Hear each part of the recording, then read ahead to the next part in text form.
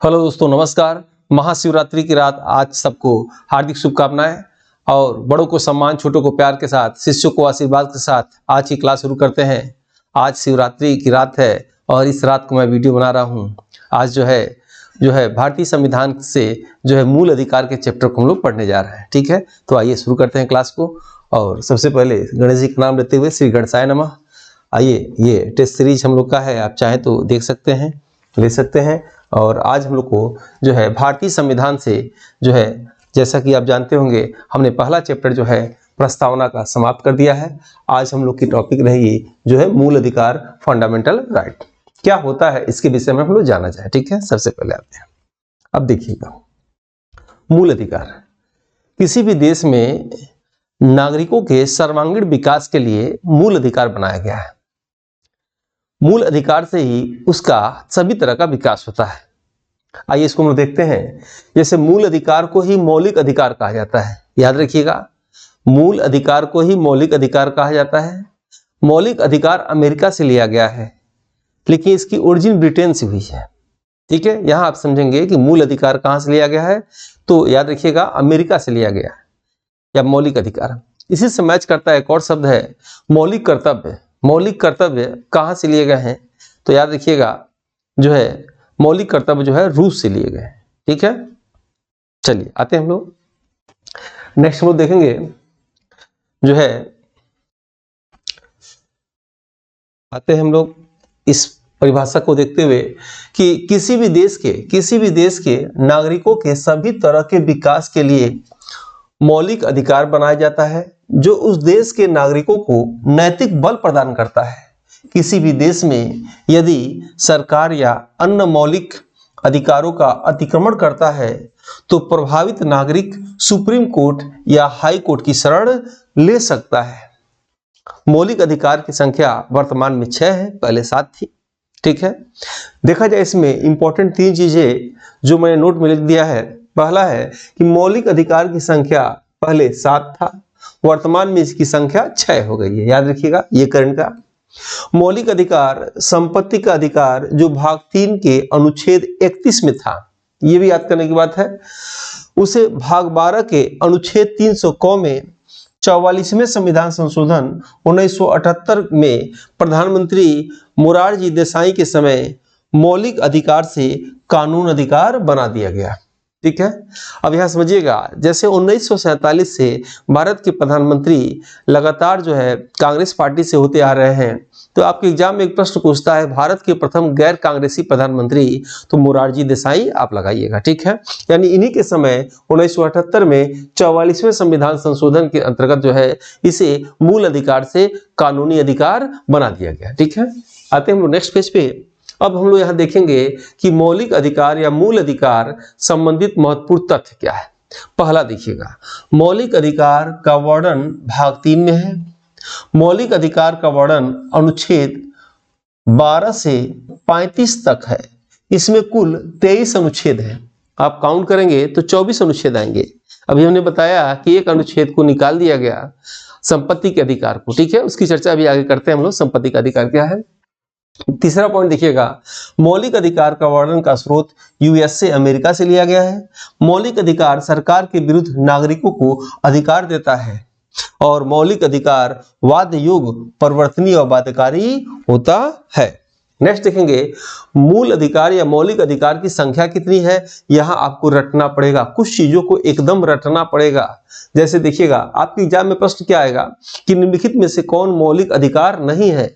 इसी में से 3 सही रहेगा, एक गलत तो डाल देंगे, बिल्कुल नाम मैच करता हुआ, और आप ध्यान नहीं देंगे तो आपसे एग्जाम में वो गलत हो जाएगा। ठीक है, फिर यहां देखेंगे, पहला है समानता का अधिकार, दूसरा स्वतंत्रता का अधिकार, तीसरा शोषण के विरुद्ध अधिकार, चौथा धार्मिक स्वतंत्रता का अधिकार, और पांचवा है संस्कृत और शैक्षणिक अधिकार, और छठवां है संवैधानिक उपचारों का अधिकार। इससे संबंधित अनुच्छेद भी आपको याद करना होगा। कुल अनुच्छेद 23 है और अनुच्छेद 12 से 35 तक में इसका पूरा वर्णन है। कॉन्सेप्ट क्लियर है। यहाँ आपको जानना होगा समानता का अधिकार कि अनुच्छेद 14 से 18 तक है। ये पॉइंट लिख लिख के आप रट जाइए, याद रखिएगा। स्वतंत्रता का अधिकार 19 से 22 तक है। शोषण के विरुद्ध अधिकार 23 से 24 के बीच है। धार्मिक स्वतंत्रता का अधिकार 25 से 28 के बीच है। सांस्कृतिक और शैक्षणिक अधिकार 29 से 30 के बीच है। और संवैधानिक उपचारों का अधिकार 32 में है। संवैधानिक उपचारों के अधिकार को डॉक्टर भीमराव अंबेडकर आधुनिक मनु जो है भारतीय संविधान की आत्मा कहते हैं। पंडित जवाहरलाल नेहरू जो है भारतीय संविधान की आत्मा प्रस्तावना को कहते हैं, उद्देशिका को कहते हैं। ठीक है, आते हैं नेक्स्ट हम लोग नेक्स्ट पेज पे। और देखिए, क्या ये वीडियो लाइक करने लायक नहीं है तो डिसलाइक कर दीजिए, अगर लाइक करने लायक है तो लाइक कर दीजिए। वास्तव में कोई वीडियो बहुत मेहनत से बनती है, तो आप जो है मुझे मोटिवेट करने के लिए जो है जरूर लाइक कर दिया करिए, ताकि इससे भी अच्छे अच्छे वीडियो बनाया जाए। आप लोग जो है, जो लोग सब्सक्राइब न किए हो सब्सक्राइब कर लीजिए, ताकि वीडियो जैसे ही मैं लॉन्च करूं आपके पास पहुंचे। और जो लोग टेलीग्राम ग्रुप को ज्वाइन न किए हो टेलीग्राम ग्रुप को ज्वाइन कर लीजिए। जो भी वीडियो है, जो भी इससे संबंधित जो है न्यूज होता है उसमें दे दिया जाता है। ठीक है, टेलीग्राम ग्रुप का नाम भी यही है, आदित्य क्लासेस एग्जाम गुरु। और इस ये चैनल भी जो है यूपीएससी परीक्षा के लिए समर्पित है। आप देखे होंगे सभी स्पेशल वीडियो बनाए जाते हैं, बिल्कुल जो आपकी परीक्षा के लेवल का हो, जो आपकी परीक्षा से आए प्रश्नों के अनुसार होता हो। ठीक है, तो हम लोग अब इधर क्या करेंगे कि क्षय के विषय में विशेष चर्चा हम लोग कर लिया जाए, क्या होता है। ठीक है, उसके पहले आपको हम बताना चाहेंगे कि हमारी टीम द्वारा एक टेस्ट पेपर रिलीज किया गया है इसको, जिसमें एग्जाम इनका कोई है डेट फिक्स है नहीं कब तक लेंगे। जब तक एग्जाम ना हो जाए तब तक इस टेस्ट की वैलिडिटी रहेगी। अभी पर डे जो है 7:30 बजे टेस्ट होता है, 7:45 बजे तक 15 मिनट में 30 क्वेश्चन जीएस से करने होते हैं। 8 बजे डिस्प्ले किया जाता है लाइव क्लासेस का। तो देखिए इस टेस्ट में है क्या। इस टेस्ट में आपको एक तो 999 रुपए का है टेस्ट है, यूनिट वाइज इसमें ऑलरेडी पहले से टेस्ट पड़े हुए हैं और एग्जाम तक इसकी वैलिडिटी रहेगी। इसमें पीडीएफ नोट्स हिंदी इंग्लिश में रहेंगे, मॉडल पेपर रहेंगे, इसमें सिलेबस वाइज टेस्ट है, ग्रुप वाइड टेस्टिंग है और सालवर्ट पेपर है। और बिल्कुल समझ लीजिए जिनका जीएस के वजह से सिलेक्शन रुक जाता है वो इस चैनल के साथ लग जाइए, और पूरी टीम इसमें लगी है आपको जो है अधिक से अधिक नंबर दिलाने के लिए। ठीक है, आते हैं हम लोग पॉइंट पे। तो छठवां जो हम लोग पढ़ने जा रहे थे मूल अधिकार, इसके विषय में कि जो भी हो तो उसको अब हेडिंग वाइज हम लोग पढ़ेंगे। पहला पढ़ेंगे समानता का अधिकार। आप देखेंगे समानता का अधिकार क्या होता है कि सभी के लिए भारत में समान अधिकार है। ठीक है, सभी के लिए भारत में समान अधिकार है। किसी कोई डाउट हो तो आप मैसेज कर सकते हैं, कमेंट कर दीजिएगा, आपको समझा दिया जाएगा। देखिएगा, समानता का अधिकार के तहत आपको बताए थे 14 से 18 अनुच्छेद आपको रखना पड़ेगा। 14 क्या है, 15 क्या है, 16 क्या है, 17 क्या है, 18 क्या है, यहाँ आपको डिटेल बताया जा रहा है। ठीक है, आप देखिएगा 14 क्या कहता है, विधि के समक्ष समानता, अर्थात कानून की नजर में सभी समान है। नोट देखिएगा, इसे नोट इससे संबंधित होगा। अपवाद में देखिएगा, अपवाद क्या है भाई इस अनुच्छेद का, अपवाद है 361 के अंतर्गत राष्ट्रपति राज्यपाल उनके कार्यकाल के दौरान राष्ट्रपति राज्यपाल के खिलाफ अदालत में आपराधिक कार्रवाई नहीं की जा सकती। यानी अनुच्छेद 14 के जो है अपवाद में 361 है, ये आपको याद करना होगा। दूसरा 15 देखिएगा, अनुच्छेद 15 क्या है, धर्म, लिंग, जाति, मूल वंश, जन्म स्थान के आधार पर भेदभाव नहीं किया जाएगा। उसके बाद 16 क्या है, लोक नियोजन के विषय में अवसर की समानता होगा, यानी सरकारी भर्तियों में सभी को समान अवसर दिए जाएंगे। अनुच्छेद 16 के विषय में देखिए यहाँ लिखा हुआ है, अनुच्छेद 16(6) में क्या है कि सरकारी सेवा में रोजगार नीतियों में जनरल को 10% आरक्षण दिया जाएगा। एबीएस 10% जो है संविधान संशोधन 103 था। ठीक है, आप देखेंगे यहाँ पे यानी पूछ सकता है कि 10% जो आरक्षण दिया जा रहा है अनुच्छेद 16(6) के तहत। ठीक है, अनुच्छेद 17 में क्या है, कई बार पूछा हुआ है, छुआछूत या अस्पृश्यता का अंत। 18 में क्या है, उपाधियों का अंत। यहाँ जानने की बात है, उपाधियों का अंत है अनुच्छेद 18 के तहत, लेकिन शिक्षा में और सेना में छोड़कर पूरे जगह उपाधियों का अंत है। अब हम लोग देखने जा रहे हैं कि छुआछूत या अस्पृश्यता के अंत से संबंधित कुछ प्रसिद्ध कथन है, उसको आपको जानना चाहिए। एग्जाम में अक्सर ये पूछा जाता है। जैसे आपके एग्जाम में पूछे कि छुआछूत जो है हिंदू समाज का कोड है, यह कौन कहते हैं, यह किसका कथन है, तो महात्मा गांधी एग्जाम में लगा दीजिएगा ट्रिक। यदि यह पूछ दे, यदि मेरे समक्ष यह प्रमाणित कर दिया जाए कि छुआछूत या अस्पृश्यता हिंदू धर्म का भाग है, तो मैं स्वयं जो है हिंदू धर्म के विरुद्ध विद्रोही घोषित कर दूंगा। ये कथन किसका अगर पूछ दे आपके एग्जाम में, आप क्या लगाएंगे, महात्मा गांधी। लेकिन यहाँ एक तीसरा प्रश्न है, क्वेश्चन आ सकता है कि यदि ईश्वर अस्पृश्यता या छुआछूत को सहन करता है तो मैं ईश्वर के रूप में उसे कदापि स्वीकार नहीं करूंगा। यह बाल गंगाधर तिलक कहते हैं। क्या कहते हैं? यदि ईश्वर छुआछूत को सहन करता है तो मैं ईश्वर के रूप में उसे कदापि स्वीकार नहीं करूंगा। और मैं भी कहता हूँ छुआछूत नहीं करना चाहिए। बहुत ज़्यादा जो छुआछूत करता हो, धर्म को मजहब को मानता हो, उसकी तबीयत खराब है तो बताओ ये इंजेक्शन है और तुम्हें लगाना जा रहा हूँ, लेकिन जो लगाने वाला है छुआछूत के छोटी कास्ट का है, दूसरे मजहब का, बोलो लगाएं जान बचाएं या मजहब या जाति धर्म छुआछूत के नाम पे तुमको मरने दें, तो तुरंत कहेगा अब सबको छोड़ देता हूँ, इंजेक्शन लगाओ मुझे जान बचाओ। समझ में आ रहा है? इसलिए छुआछूत बिल्कुल नहीं करना चाहिए। ईश्वर समान है, सबके मार्ग एक है, सबके हृदय में सब जगह जो है ईश्वर विराजमान है। और याद रखिएगा किसी भी धर्म से, किसी मजहब से कोई भी हो, जब तक वो अध्यात्म को, अपने मजहब के नियम को नहीं पकड़ेगा वो विकास नहीं करेगा। अध्यात्म को मार्ग को पकड़ना बहुत जीवन में जरूरी है। फॉर द एग्जाम्पल देख लीजिए, देश के प्रधानमंत्री अध्यात्म से जुड़े हैं, उत्तर प्रदेश के मुख्यमंत्री अध्यात्म जुड़े हैं। अब आते हैं दूसरे पॉइंट पे, स्वतंत्रता का अधिकार अनुच्छेद 19 से 22 तक। 19 से 22 तक इसका वर्णन करते हैं। स्वतंत्रता का अधिकार अनुच्छेद 19 से 22 तक। आप देखिएगा 19 से 22 में क्या क्या है, एक नजर देख लीजिए। 19 में 6 प्रकार की स्वतंत्रता का वर्णन है। ठीक है, 19 में 6 प्रकार की स्वतंत्रता का वर्णन है। जैसे 19A में वाक एवं अभिव्यक्ति की स्वतंत्रता, 19B में बिना हथियार पूर्वक जुलूस निकालने और सभा करने की स्वतंत्रता, 19C में संघ संगठन बनाने की स्वतंत्रता। जैसे याद रखिएगा, सैनिक को और वेश्या को संघ नहीं बना सकते, दो लोग जो है संघ नहीं बना सकते। 19D में देखिएगा, भारत राज्य क्षेत्र के भीतर आवागमन की स्वतंत्रता। 19E भारत राज्य क्षेत्र के भीतर निवास करने की स्वतंत्रता। 19F व्यापार करने की स्वतंत्रता। आते हम लोग नेक्स्ट देखते हैं, उसी के अंदर 20वां अपराधों, 20वां देखिए क्या लिखा है, अपराधों के लिए दोष सिद्धि के संबंध में संरक्षण। इसके अंतर्गत 3 प्रकार की स्वतंत्रता है अपराधों के लिए। पहला देखिएगा 20A, 20B, 20C। ठीक है, उम्मीद है आप सबको समझ में आ रहा होगा। ठीक है, 20A में क्या है, किसी भी अपराध के लिए सिर्फ एक बार सजा दी जाएगी। किसी भी अपराध के लिए सिर्फ एक बार सजा दी जाएगी। इसीलिए फिल्मों में डायलॉग मारा जाता है, एक खून करे चाहे 20 खून करे, कुछ भी करे सजा तो एक ही मिलेगी। ठीक है, ऐसे देखिएगा 20 क्या कह रहा है कि अपराध करने के समय, यानी एक तरह के अपराध के लिए एक सजा मिलेगी। अपराध करने के समय जो कानून लागू है उसी के तहत सजा दी जाएगी। ठीक है, 20C में क्या है, किसी भी व्यक्ति को स्वयं के विरुद्ध गवाही देने के लिए बाध्य नहीं किया जाएगा। 21वां क्या है, प्राण एवं दैहिक स्वतंत्रता का अधिकार। नोट में लिखेंगे, देखेंगे नोट में इंपॉर्टेंट चीज है, न्यायालय ने 2018 में सिर्फ पैसिव यूथेनेसिया, इच्छा मृत्यु की इजाजत दी है। यहाँ थोड़ा एक पॉइंट समझने लायक है कि पैसिव इच्छा मृत्यु या निगेटिव इच्छा मृत्यु है क्या। जैसे आवश्यक उपकरणों को हटा के जब इच्छा मृत्यु दिया जाए तो उसे पैसिव यूथेनेसिया कहा जाता है। लेकिन कोई इंजेक्शन लगा के इच्छा मृत्यु दिया जाए तो जो है इसे निगेटिव इच्छा मृत्यु कहा जाता है। सुप्रीम कोर्ट ने 2018 में आदेश दिया था, जैसे कुछ केस ऐसे होते हैं कि जिस केस में मरीज कहता है कि मुझे मृत्यु दे दिया जाए, तो उस केस में भारत में 2 तरह के केस है। तो सिर्फ याद रखिएगा, पैसिव केस में इच्छा मृत्यु भारत में इजाजत है, वो भी सुप्रीम कोर्ट ने 2018 में इस निर्णय को दिया था। ठीक है, और कई देशों में दोनों है। ठीक है, लेकिन इच्छा मृत्यु उसके इच्छा से ही हो सकता है।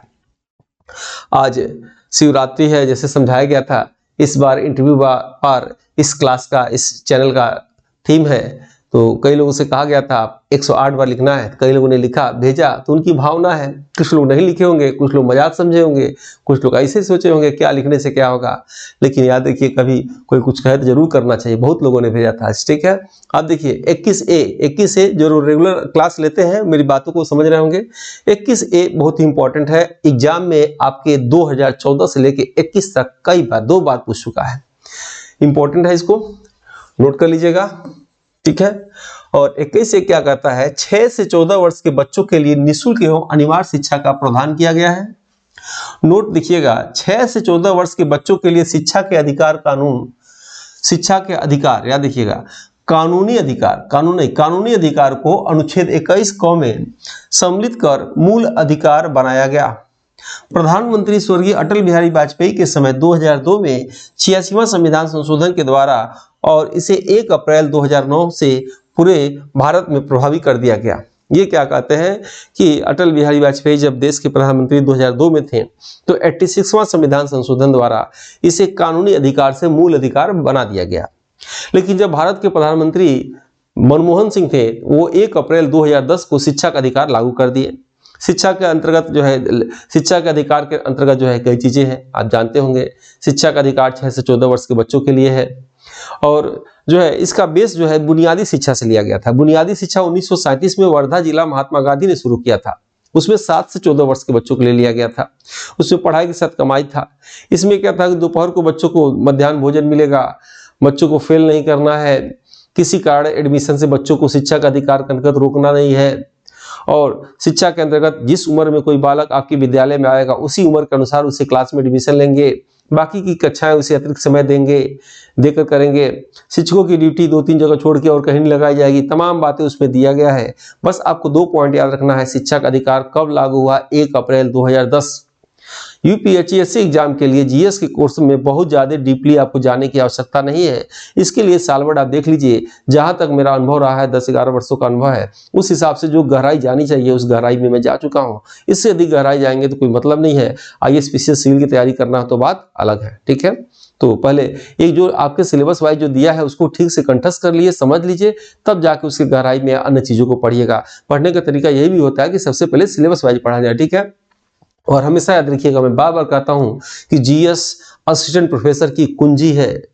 असिस्टेंट प्रोफेसर एग्जाम की कुंजी जीएस है। जिसने 25 प्लस 22 प्लस कर लिया उसका सिलेक्शन समझ लीजिए। पेपर ठीक, पेपर तो लगभग सबका सही होता है।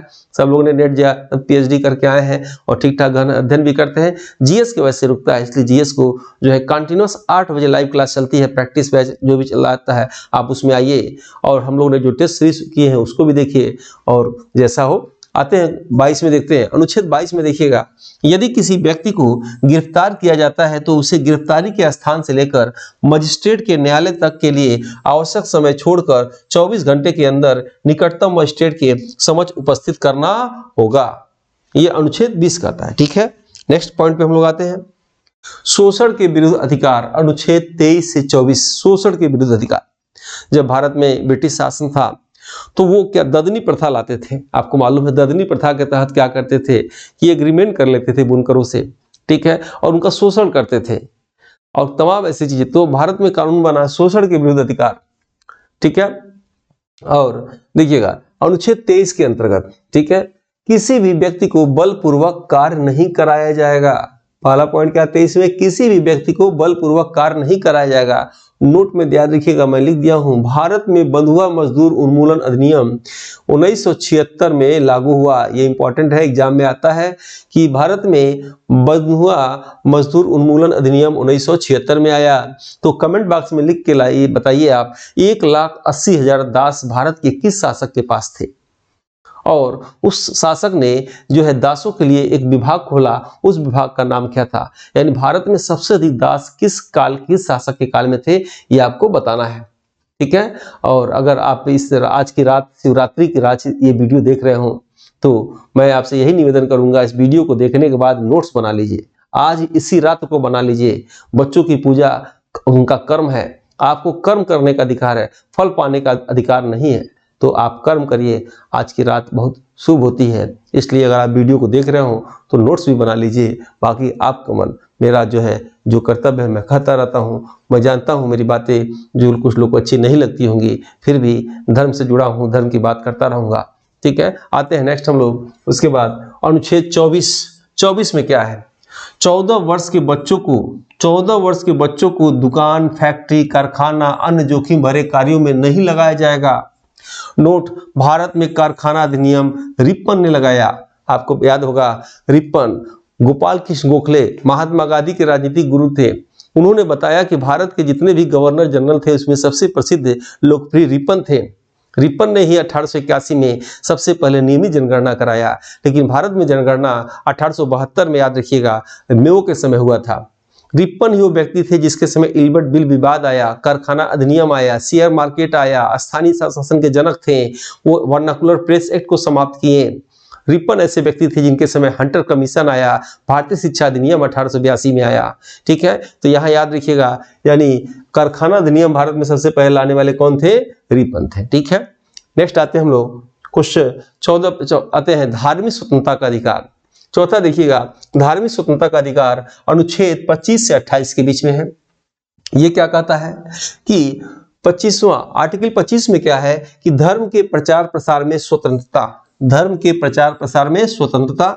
26 क्या कहता है कि धार्मिक कार्यों के प्रबंध की स्वतंत्रता। 27 क्या कहता है किसी भी धर्म की उन्नति हेतु चंदा देने के लिए किसी भी व्यक्ति को बाध्य नहीं किया जाएगा।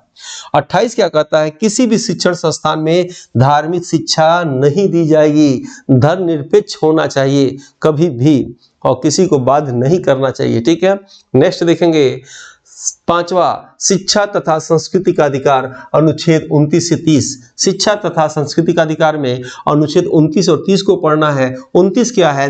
अल्पसंख्यकों को अपनी भाषा, उन्नति, लिपि, संस्कृति को बनाए रखने का अधिकार है। आप कमेंट बॉक्स में ये भी लिख के बताएंगे कि भारत में कितने अल्पसंख्यक जातियां पाई जाती हैं।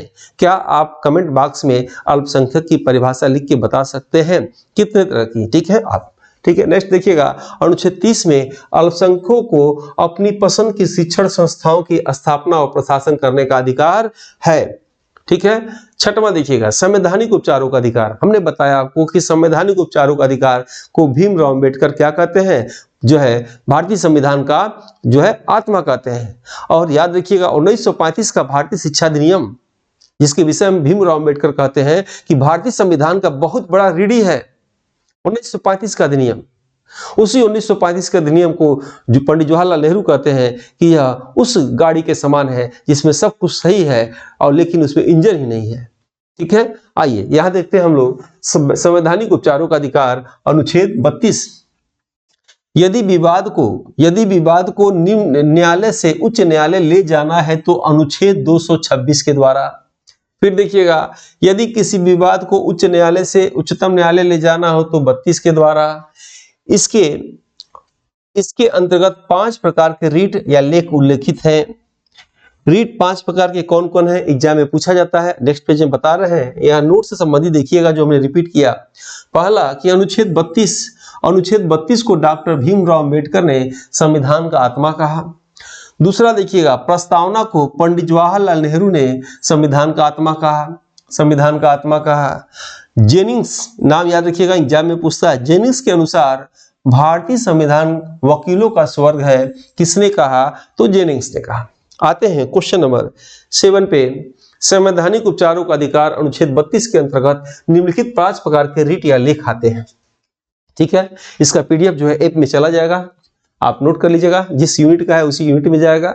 अब देखेंगे हम लोग अधिकार परीक्षा, इसमें 5 तरह के रीट कौन कौन होते हैं। पहला अधिकार परीक्षा लेख, इसके अंतर्गत आपका अधिकार क्या है, वर्णन किया गया है। यदि किसी व्यक्ति को अवैध रूप से सार्वजनिक पद पर नियुक्त कर दिया जाए तो उसे पद से हटाने के लिए यह लेख जारी किया जाएगा। क्लियर है, बात समझ में आ रहा है आपको? परमादेश नोट कर लीजिएगा, ये एग्जाम में पूछा भी हुआ था। किसी लोक अधिकारी को अपने कर्तव्य का पालन करने का आदेश देना। ठीक है, या परमादेश लेख जो है राष्ट्रपति राज्यपाल के विरुद्ध नहीं जारी किया जा सकता है। यानी आप सीधे जो है यहाँ स्पष्ट रूप से लिखा हुआ है आदेश देना। ठीक है, आदेश के साथ कहना, ये क्या होता है? परमादेश होता है बस राज्यपाल और जो है राष्ट्रपति के विरुद्ध ये जारी नहीं होता है। उत्प्रेक्षण लेख में देखिएगा, इसको प्रोवोकेशनल आर्टिकल कहते हैं। अधीनस्थ न्यायालय में लंबित पड़े विवादों को उच्च न्यायालय में भेजना। नेक्स्ट है प्रतिषेध लेख में क्या है? अधीनस्थ न्यायालय को अपने क्षेत्राधिकार से बाहर जाने से रोकने के लिए यह लेख जारी किया जाता है। बंदी प्रतिचित्रण लेख में क्या है कि निरुद्ध व्यक्ति को न्यायालय के समक्ष उपस्थित करें। यदि किसी व्यक्ति को अवैध रूप से बंदी बनाया गया है तो यह लेख जारी किया जाता है। ठीक है, अब हम लोग आते हैं कि आपके एग्जाम में एक आप देखे होंगे कि मौलिक अधिकार से संबंधित कुछ वाद पूछे जाते हैं, कुछ केस पूछे जाते हैं। उस केस में क्या हुआ, या वो केस किस सन में आया, उस केस के अंतर्गत क्या क्या वार्तालाप हुआ, किसका विजय हुआ, वो तो हम इसमें चर्चा करेंगे। आपके एग्जाम को देखते हुए जो है 6 प्रकार के केस की हम लोग चर्चा करेंगे। पहला मोहनी जैन केस, दूसरा शंकरी प्रसाद बनाम भारत संघ केस 1952, सज्जन सिंह बनाम राजस्थान केस, गोलकनाथ बनाम पंजाब राज्य केस, केशवानंद भारती बनाम केरल राज्य केस, ये आ सकता है, अभी हाल में केशवानंद जी का निधन हुआ। और मिनवा मिल बनाम भारत संघ 1980, ये पिछले वर्ष परीक्षा में आया था, पिछले एग्जाम में 19-21 वाले एग्जाम में मिनवा मिल केस के विषय में आया था। क्या प्रश्न था उसको अभी हम आपको शो कर रहे हैं, देखिएगा। प्रश्न ये आया था कि ये आपके एग्जाम में आया हुआ प्रश्न है, यही आया था प्रश्न, ये 28 नवंबर 2021 को पहले शिफ्ट में पेपर दिया था। ये किस वाद में सर्वोच्च न्यायालय ने जो है प्रक्षेपित किया कि मूल अधिकारों तथा नीति निर्देशक तत्वों के बीच सामंजस्य एवं संतुलन संविधान के आधारभूत ढांचे का एक आवश्यक लक्षण है। ये पूछा हुआ था और ये प्रश्न वास्तव में कठिन हो जाता है, ठीक है, इसलिए बिल्कुल घबराइएगा नहीं, जो जैसे बताया गया उससे नोट्स करिए और समझिए उसको, ठीक है। और इसका आंसर क्या होगा, मिनर्वा मिल बनाम भारत संघ, ये आंसर इसका आया था, ठीक है।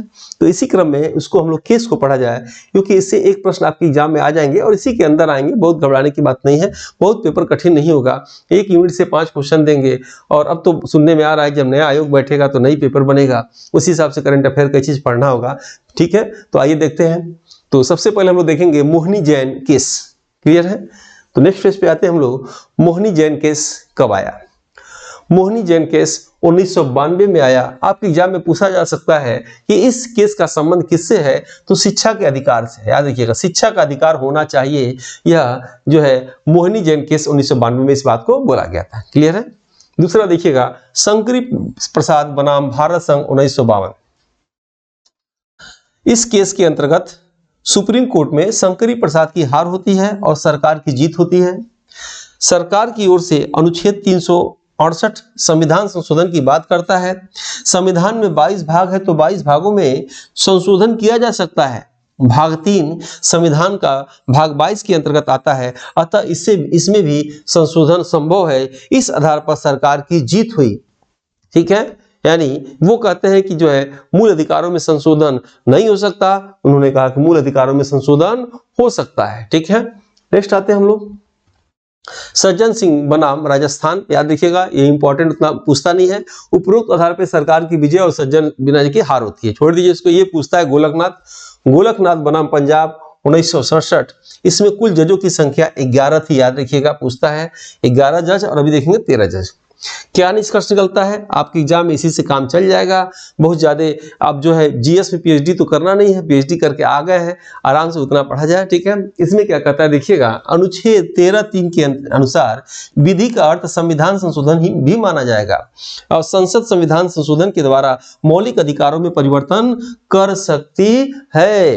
अब आएंगे हम लोग चौथे पे, केशवानंद भारती बनाम केरल राज्य 1973। इंपॉर्टेंट याद रखिएगा, ब्रह्मा विष्णु महेश 3 लोग, इसलिए कोई चीज को सिद्धि पाना 3 चीजों के करते हैं, ठीक है। चलिए एक परिभाषा बताना, पागल किसे कहते हैं, पागल कमेंट बॉक्स में पागल की परिभाषा क्या हुई है आप लोग बताएंगे, नहीं तो इसको नेक्स्ट क्लास में बताएंगे। अब देखिएगा, केशवानंद भारती बनाम केरल राज्य 1973 के निर्णय में गोलकनाथ के निर्णय को पलटते हुए न्यायालय ने कहा कि संसद मौलिक अधिकारों में परिवर्तन कर सकती है, लेकिन संविधान के आधारभूत ढांचे में बदलाव नहीं कर सकती। बहुत इंपॉर्टेंट है।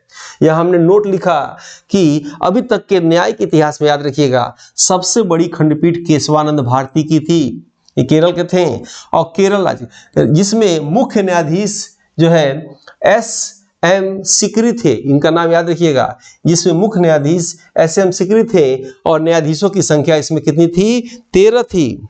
और मिनवा मिल बनाम भारत संघ 1980, ये एग्जाम में आ चुका है, इसको इंपॉर्टेंट है, रिपीट भी कर देते हैं कभी कभी वो लोग।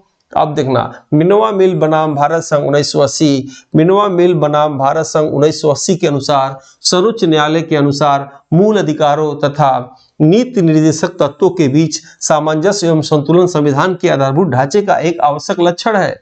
न्यायिक पुनरावलोकन संविधान का आधारभूत ढांचा है। और इसी के साथ जो है आज की क्लास हम ओवर करते हैं। अगली क्लास जो है नीति निर्देशक तत्व से रहेगा, और जो लोग जो है वीडियो के टेस्ट सीरीज को देखना चाहते हो, वो नीचे जो नंबर दिखाई दे रहा है उस पर हेलो या अपना नाम लिख के भेजेंगे, उनको एक लिंक जाएगा। लिंक में फ्री में पीडीएफ टेस्ट नोट्स पड़े हुए हैं, आप देख लीजिए, विचार करिए, अच्छा लगे तो ले सकते हैं। और इस परम जो है माता पार्वती शिव की विवाह की रात, आज की शिवरात्रि की रात, आज के दिन जो है शिवलिंग का उदय हुआ, जो है आप सबको हमारी तरफ से भी शुभकामनाएं। और हम लोग जो है मिलते हैं नेक्स्ट वीडियो में।